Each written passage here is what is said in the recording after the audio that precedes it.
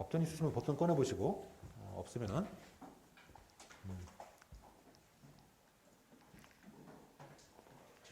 주로 세 개의 법을 볼 거예요. 대한민국 헌법, 헌법재판소법, 행정소송법. 네, 세 가지를 이제 주로 찾아볼 거니까, 세 가지를 미리 좀 적어 놓던지 아니면은 미리 좀 링크를 걸어 놓으시고, 필요할 때 보면서 하도록 합시다.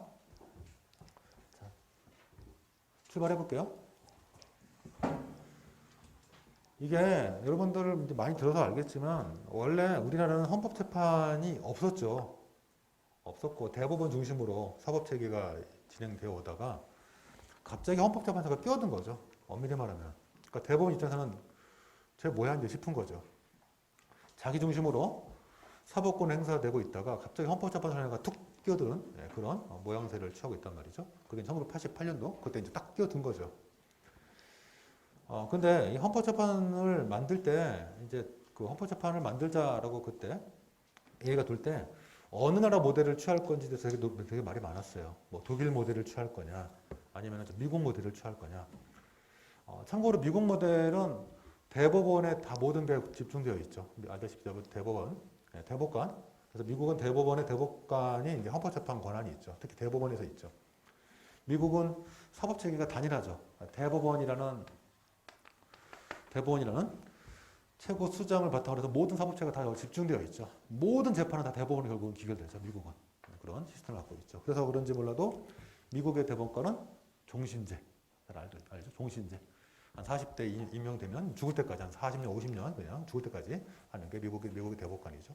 그래서 미국은 대법원 중심으로 해서 모든 사법체계가 다 집중되어 있는 집중형.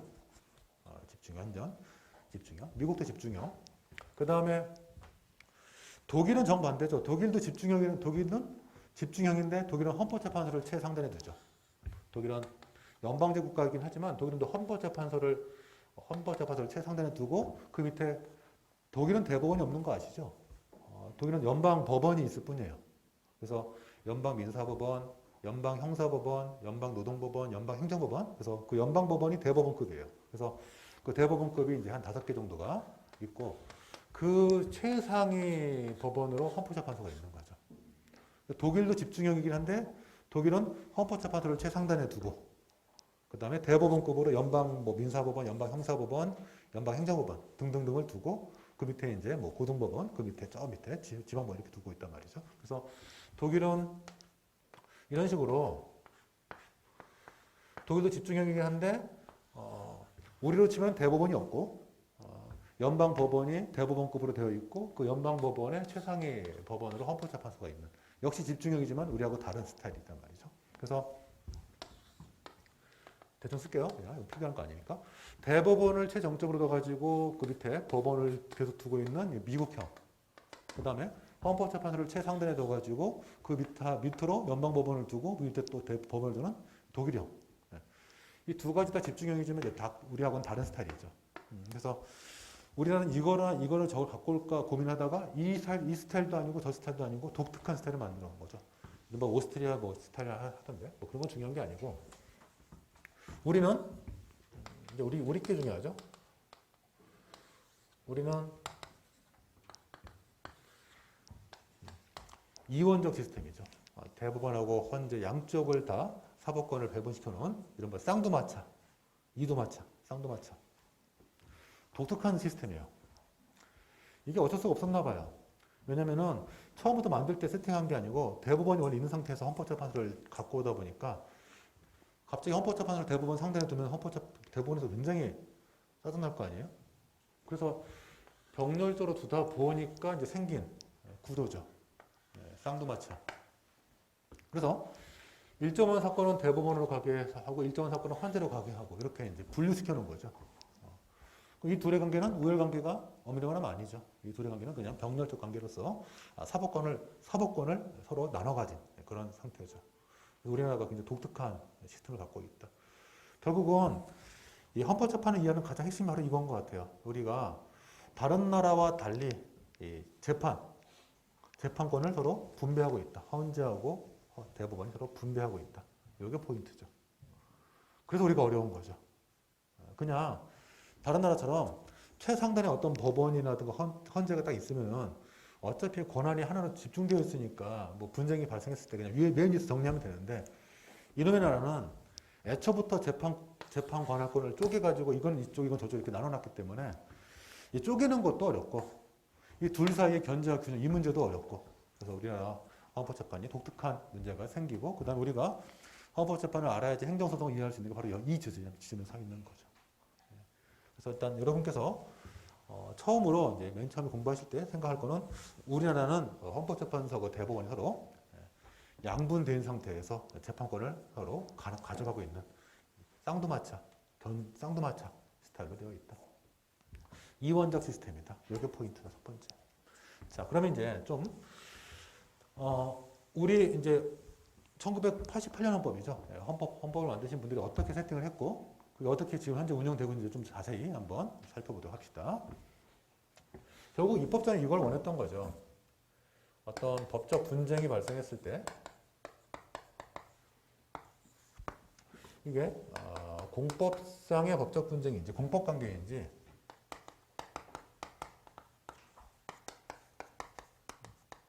많이들 필기했던 것들이 옛날에도 행정법 할 때 많이 필기했던 것들이에요. 자, 사법관계인지 공법관계인지를 나눠서 사법관계는 단일한 분쟁 해결 수단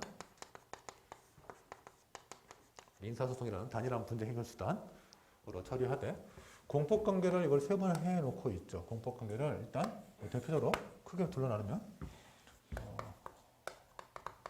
이 공권력의 행사 또는 불행사의 영역이죠.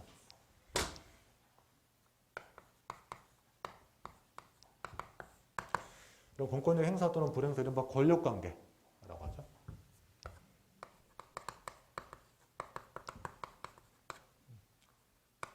권력관계 영역과 그 다음에 그 밖의 영역이죠. 그 밖의 공법관계.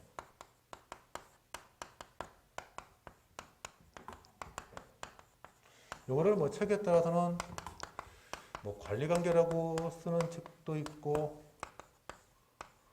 비권력 관계라고 쓰는 책도 있고 뭐 그건 중요하지 않아요. 하여튼 공법관계인데 공권력 행사 또는 불행사를 제외한 나머지 이 그 밖에 남은 나머지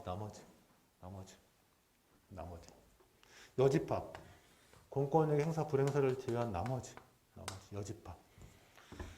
자, 이렇게 나눠놓고 이 그 밖의 공법상의 법률 관계는 이거는 일단은 당사자 소송의 영역으로 하고 있죠. 당사자 소송. 우리 행소법 제3조 2호에 가면 당사자 소송이 있죠. 기억나시면 그냥 떠올려 보시고 안 나시면 찾아보세요. 행소법 3조 2호에 당사자 소송이 있는데 당사자 소송은 이렇게 돼 있어요. 처분 등을 원인으로 하는 처분이 아니고 처분이 원인이 되는 처분이 원인돼서 파생이 생긴 처분 등을 원인으로 하는 법률관계 그 밖에 공법상의 법률관계에 관한 소송으로서 법률관계 한쪽 당사자를 피고로 하는 소송 이렇게 되어 있죠. 자, 여기서 당사자 소송을 한마디로 정의하라 그러면 되게 말이 많지만 결국 그 밖에 공법상의 법률관계라는 표현이에요. 처분 등을 원인으로 하는 법률관계는 결국 그 밖에 공법상의 법률관계의 예시. 자, 당사자소송 지금 법전 보시죠? 법전을 보시든지 아니면 머릿속에 알고 있든지. 자, 당사자소송 그러면 지금 크게 세 부분 되어 있어요. 처분 등을 원인으로 하는 법률관계에 관한 소송, 기타 공법상의 법률관계에 관한 소송으로서 법률관계 한쪽 당사자가 피고가 되는 소송 이렇게 되어 있는데 그 마지막에 법률관계 한쪽 당사자가 피고가 되는 소송 요거는 공통분모예요.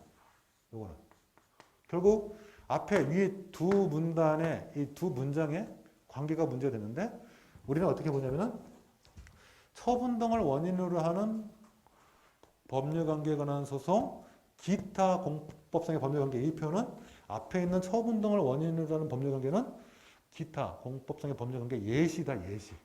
예시니까 앞에 둔 거다. 그래서 이런 관계 포함되는 관계. 결국 당사자 소송은 한마디로 말하면 뭐라고요? 그 밖에 공법상의 법률관계에 관한 소송이다. 라는 얘기죠. 자, 이게 법원이 볼 때의 관점이고, 자, 법전 보세요. 법전 잘 보시고 있죠, 지금? 안 보시는 분도 뭐 알고 있는 외웠으니까 안 봐도 되는 거고. 자, 이게 이제 보통 법원에서 설명하는 당사자성에 대한 설명이고, 학자들은 그렇게 안 보는 사람도 있어요. 거기 처분등을 원인으로 하는 법률 관계에 관한 소송은 형식적 당사자성이고, 그 다음에 그 밖에 공법상의 법률 관계에 관한 소송은 실질적 당사자성이다. 그래서 당사자성은 소송은 애초부터 두 개의 영역이다. 이렇게 보는 분도 있죠. 전통적인 견해. 그렇게 설명하는 사람도 있단 말이죠.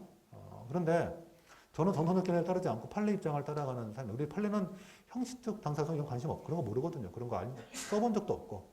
그러니까 대법원이 볼 때는 형당이고 실당이고 구분은 무의미한 거고 그냥 당사자 소송이라 하면 결국 뭐예요? 그 밖에 공법상의 법률 관계, 그 밖에 공법상의 법률 관계. 그 밖에란 말은 뭐 공권력의 행사 또는 불행사를 제외한 나머지 그 밖의 영역. 나머지 영역. 이걸 위해서 만든 거다.